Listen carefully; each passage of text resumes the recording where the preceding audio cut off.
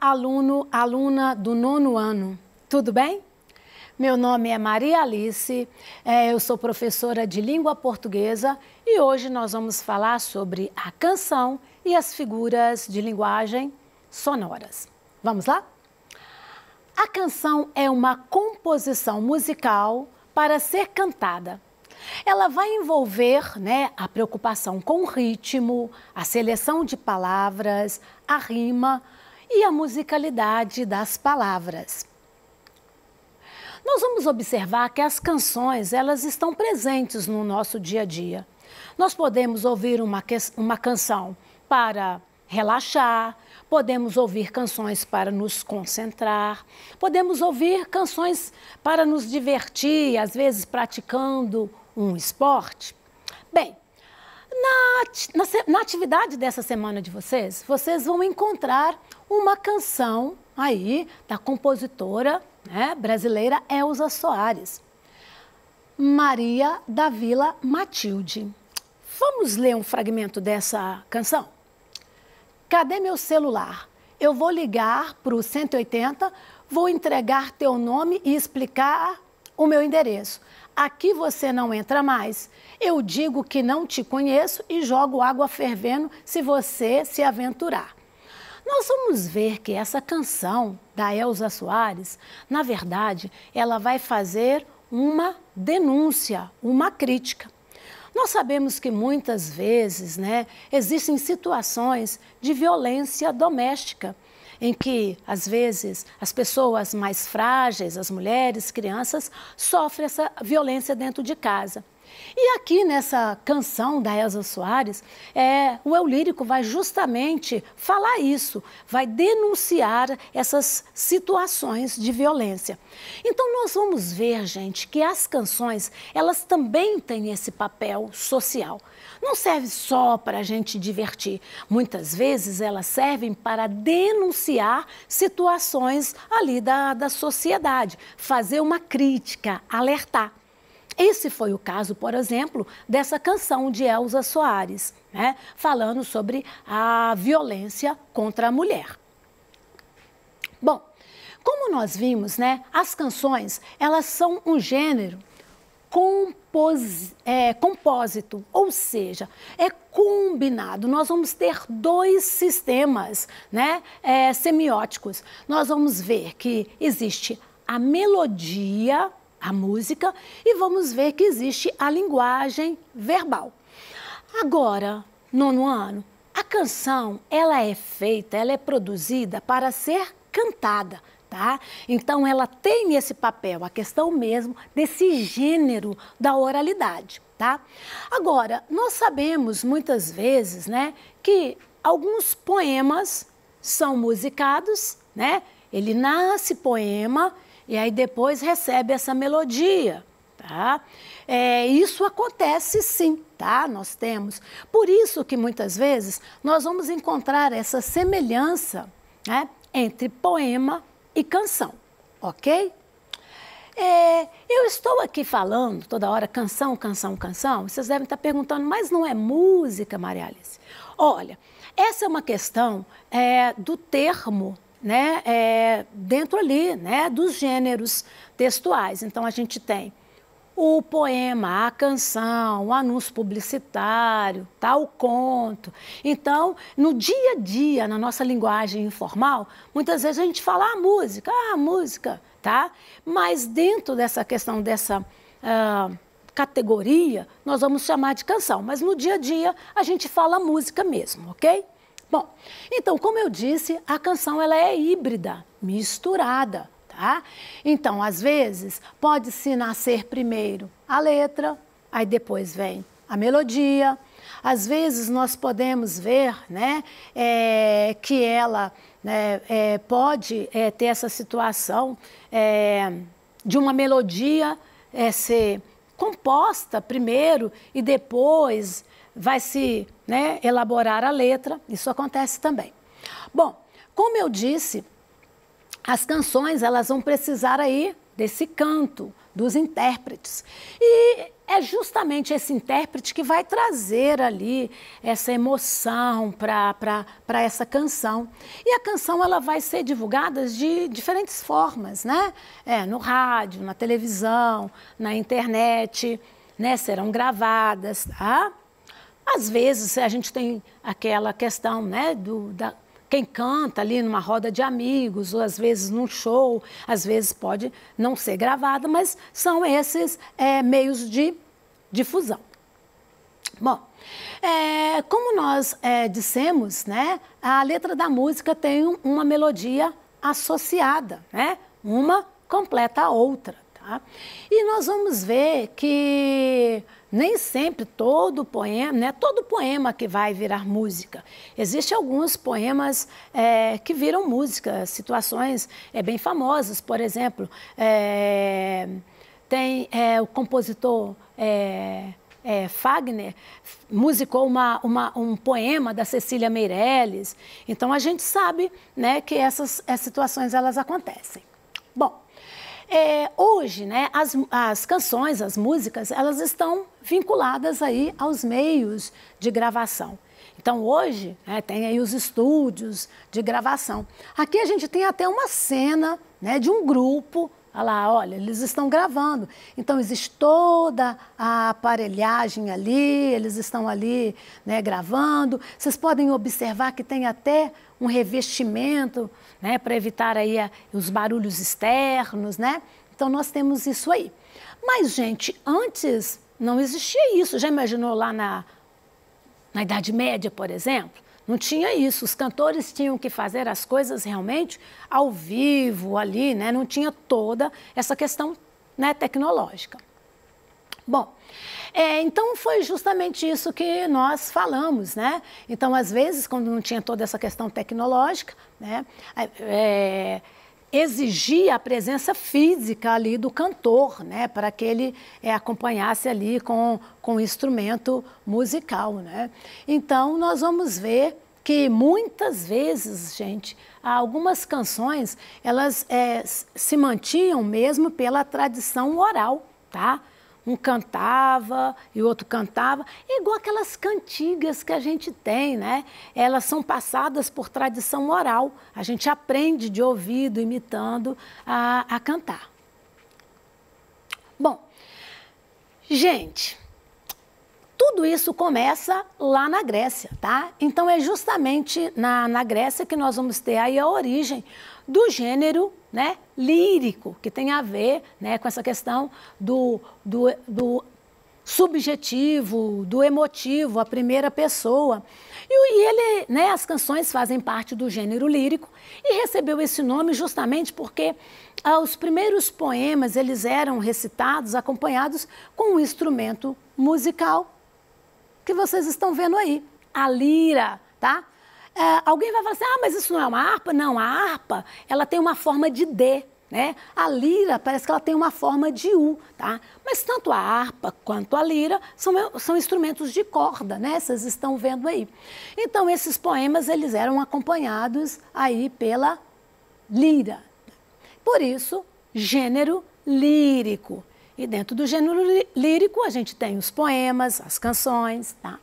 Bom, então, gente, nós vamos ver, né, que no gênero lírico, né, os textos poéticos vão ter a presença de uma voz. Essa voz é o eu lírico. Gente, a gente não pode confundir o eu lírico com o compositor ou com o poeta. É a voz do poema, tá? Igual quando nós vimos ali a canção da Elza Soares, né? Maria da Vila Matilde, ali a gente não vai falar, Elza Soares, não. O eu lírico, que é essa voz, né, de uma mulher que sofre agressão e que vai, né, tomar uma atitude, vai chamar a polícia porque ela não suporta mais aquela situação, tá?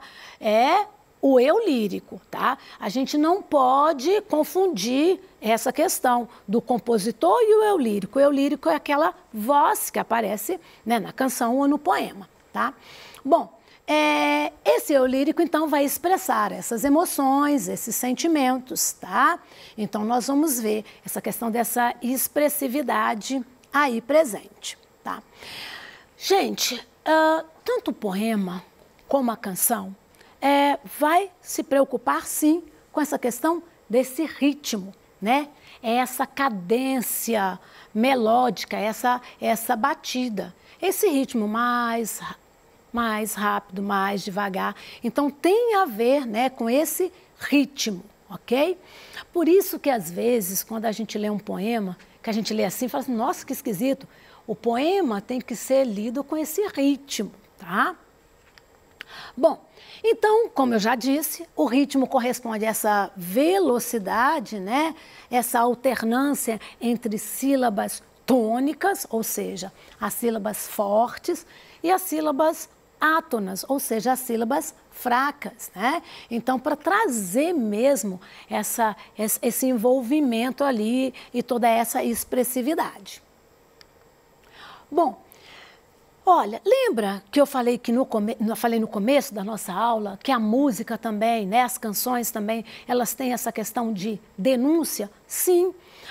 As músicas, elas vão falar do nosso tempo, elas vão traduzir as nossas angústias, elas vão falar da gente. Então, gente, uma coisa interessante é que muitas vezes, né, vocês que estão no 9º ano, daqui a 4 anos vão pensar em Enem, muitas vezes, na hora que tem um tema, você pode usar como um exemplo uma música, porque ela vai falar daquele tema. Então, olha, em 2014, o tema do Enem era publicidade infantil. A gente tem uma música de uma banda que é muito velha, talvez vocês nem conheçam, que chama Consumo. Na letra da música vai falar dessa situação. Em 2013, nós tivemos, né, a questão da lei seca no Brasil. E aí nós temos, né, 2 músicas, né, 2 letras de músicas que vão falar sobre essa questão da lei, né, que tem a ver com a questão de beber e tal, os perigos, né? 16, da banda Legião Urbana, e O Dia que Não Terminou. Né? Essa música, Admirável Chip Novo, da Pitty, talvez vocês até conheçam. Ela vai falar justamente isso, de como é viver no século XXI. Tá? E aí, olha, essa é outra bem interessante. Marvin dos Titãs, que vai, ou Fé na Luta, do Gabriel Pensador, que vai falar sobre a questão do trabalho. Aqui o Marvin, vocês vão até lembrar, né? Meu pai não tinha nem educação, tá? Então, olha só, ele vai falar sobre esse jovem que trabalha desde cedo, que não pode ir para a escola, tá? Então, vai falar sobre essa questão do trabalho, tá? Bom, e aí a gente observa, né, essa questão dessas letras de músicas que vão falar dos nossos sentimentos, da nossa sociedade, né? Então, é interessante isso. Bom, gente, já que nós estamos falando em Enem, é interessante, principalmente vocês que estão no 9º ano, é interessante saber que o texto do Enem, a redação do Enem, é um texto argumentativo. Ou seja, nós temos ali no parágrafo inicial uma tese, uma ideia, e eu vou defender essa ideia, tá?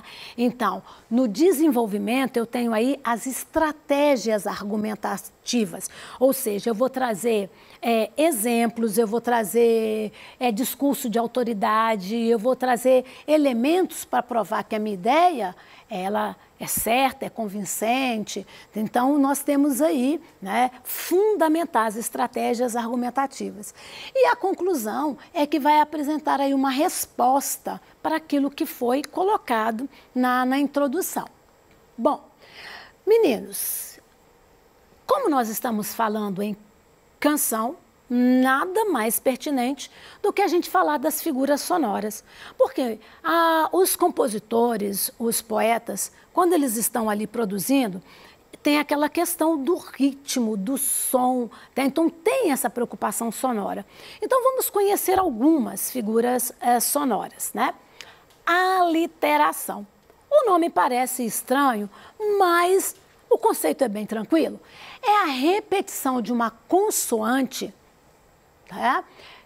com essa intenção de imitar um barulhinho da natureza ou um determinado som, tá?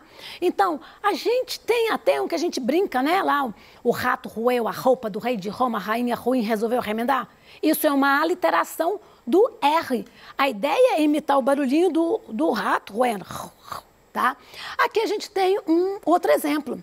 Levou o seu retrato, seu trapo, seu prato, que papel. Viram como existe a repetição do T e do R e do P para ter esse efeito sonoro? A assonância. A assonância é a repetição de um som vocálico, tá? Então, nós vamos ver, né? A intenção também é ter esse efeito. E aqui nesse fragmento do Cruz de Souza, nós temos o O e o A aparecendo várias vezes para ter essa sensação que como se fosse ali uma oração, uma coisa assim, olha.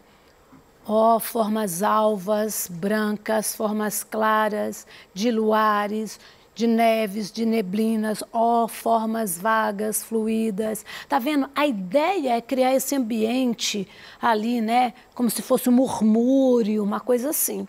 A assonância, repetição de um fonema vocálico.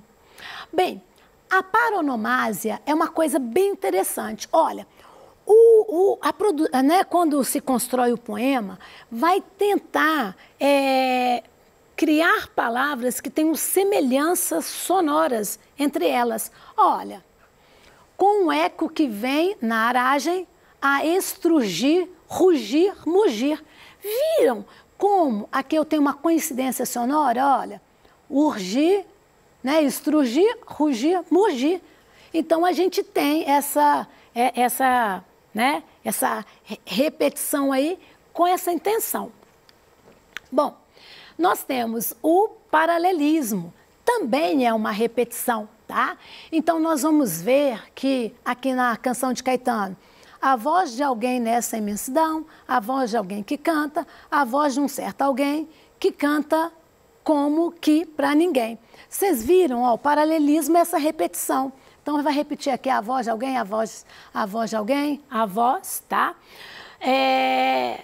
A gente também, né, quando a gente tem essa repetição assim no início dos versos, a gente também tem uma outra figura que recebe o nome de, né, anáfora.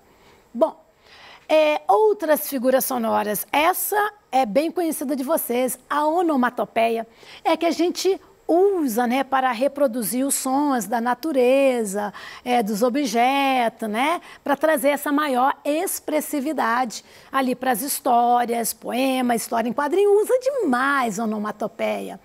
Olha, vou mostrar a história em quadrinho, olha lá, aí vai chover, olha lá, cabum, aí é o barulho, né, do relâmpago, né? Aí para mostrar velocidade. Então nós temos as histórias em quadrinhos vão usar muitas onomatopeias, né? Soco, pum, pulou na água, chuá. Então a gente usa demais. E a gente tem um poema famoso do Vinícius de Moraes que usa as onomatopeias para imitar o barulho do relógio. Olha só.